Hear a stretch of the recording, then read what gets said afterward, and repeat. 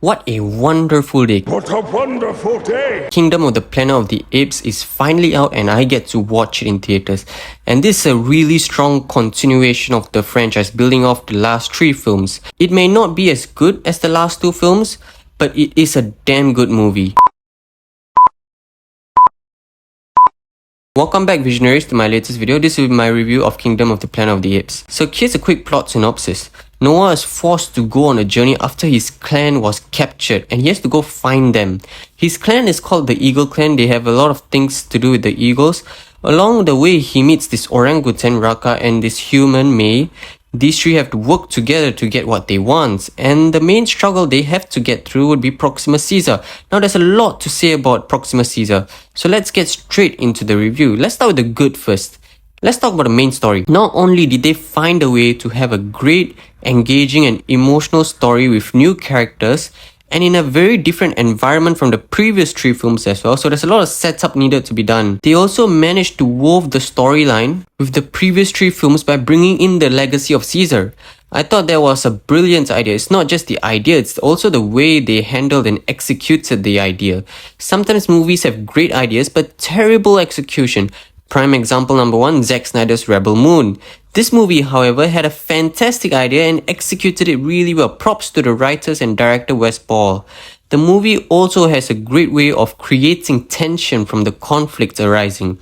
I was fully engrossed in the film. What's more, the movie runs by so fast, at least for me, that it does not feel like 2.5 hours. And then let's talk about Noah, our main protagonist. He's a really compelling character. And in a way, he's also a different kind of protagonist than Caesar too. I was worried that they are going to make Noah like the next Caesar, so he's like a Caesar ripoff or something, but no, he's very different. Noah is not the strongest ape. In terms of strength, he's just like normal, like any other ape. What sets him apart, however, is his intellect. It has been said a few times, especially by Proxima Caesar, that he is smart compared to many other apes. At the beginning, apes thought that humans are like pests and all that. But over time, in his journey, you see how his worldview changes and how his character grows when he realizes more things. And we have to talk about Proxima Caesar. Proxima is a really cool villain. He took the teachings of Caesar and twisted and turned it around such that he can use it to keep himself in power. That's a really cool villain. It reminds me of the pig from George Orwell's Animal Farm a bit. Really cool concept. The pig wanted to liberate these animals from the control of the owner, but in the end he himself become like the dictator type of thing. And it's similar here with Proxima Caesar. I feel we need more villains like this in big blockbuster films. That would be a really cool idea. Then let's talk about the topics explored in this film. This film, just like its predecessor, talks about various topics: power, control, family, trust, doing things for the greater good, living in harmony with different groups, with apes and humans living in harmony, and of course, other themes as well. But some of these topics are overlaid from the previous trilogy, but here it doesn't feel derivative.